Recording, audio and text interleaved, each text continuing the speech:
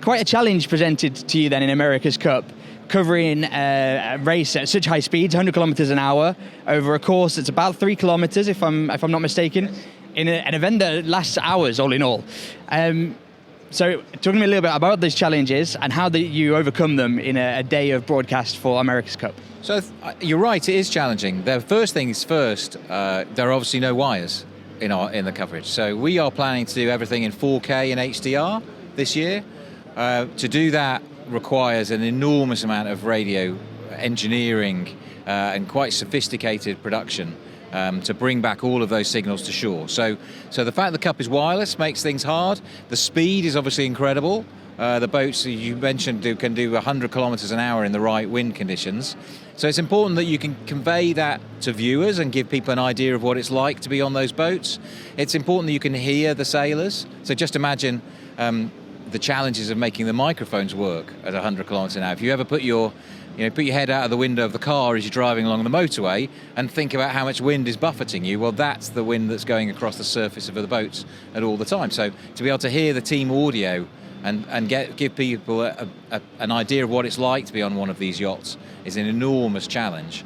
And then our third responsibility is obviously making sure that we know where all the boats are and measure their position to millimetre accuracy, because we also, in addition to doing the TV coverage, have to do the umpiring and enable the regatta to be administered so that we know who's won.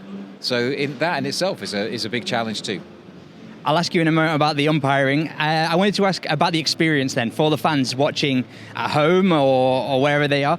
How can they watch? What will be the experience for those fans, and how do you try and really immerse them in the action?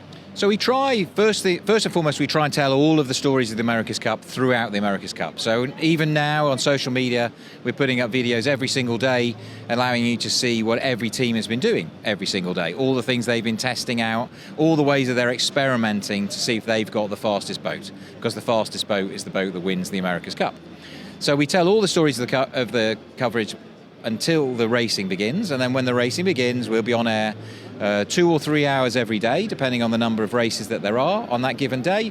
And the coverage will be open and accessible to all, so it'll be very widely available. Here in Spain, we've announced deals with TVE and with TV3, Catalonia, and we will have another Spanish broadcaster too, name I can't disclose, but another Spanish broadcaster coming as well. And so everything will be live and available in whichever in Spanish and in Catalan for local viewers. You'll also be able to watch on our YouTube channel and on the America's Cup website. And then that pattern repeats itself around the world. So in France, for example, we're working with Canal Plus as the local broadcaster, but you can also watch on the America's Cup website or on our YouTube channel as well.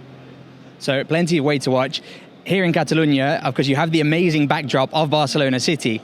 How are you going about making sure that features in the America's Cup coverage? Because that's going to be quite a key part of it all this time around. I think that's right. Barcelona is a key character in the story, and Barcelona's got an amazing maritime history. Think of all the links to the sailing world that there are from here. So Barcelona will be the star of the show in many ways. I mean, one simple benefit is that, of course, we'll be pointing cameras from out at sea back to shore. So the skyline of Barcelona will always be there. Everyone always remembers from the Olympics in Barcelona the famous shot with the diver with the city centre behind it. You know, we have to try and recreate some of those stunning images with the America's Cup. I think we've certainly got the opportunities to do that. And the other thing is that the racing will be really close to shore.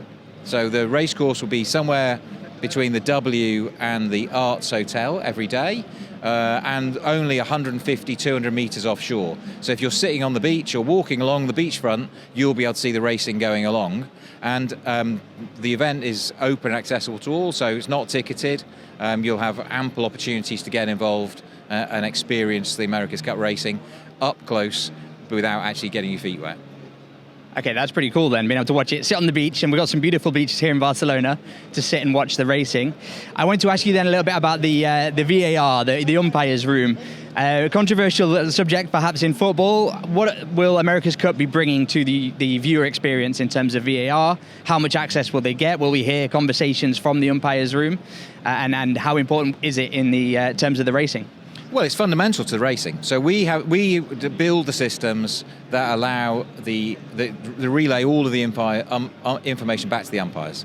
The umpires have access to all the cameras, but in addition to that, they have data visualizations that they rely upon to make umpiring decisions about whether one boat was too close to another, whether one boat should have given away to another, whether one boat has followed the rules of sailing or not. And they do that extremely quickly, which I think is one of the things that's a lesson for success from other sports, is to do that in close to real time as possible. And then you hear the umpires on the TV coverage giving their decision and explaining why it was that they made the particular choice. So it's very, very clear and transparent how it works. And then you personally, Stephen Nuttall, how do you live these races? Because there's a lot of state-of-the-art technology, from the boats themselves to the cameras to the, and also a lot of variables, right? A lot of things literally in the air.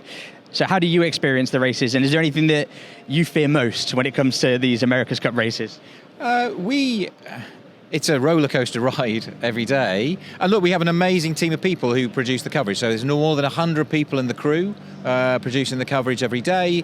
There's some incredibly experienced producers who've worked in sailing and in other sports for many, many years. So our live producer, I think this is his 5th America's Cup. He's been doing the America's Cup sort of man and boy. And so I'm incredibly fortunate. We have a team that knows way more about sailing than I do. And I just try and make sure that we just keep the boat pointing in roughly the right direction and then trust them to get on with their jobs.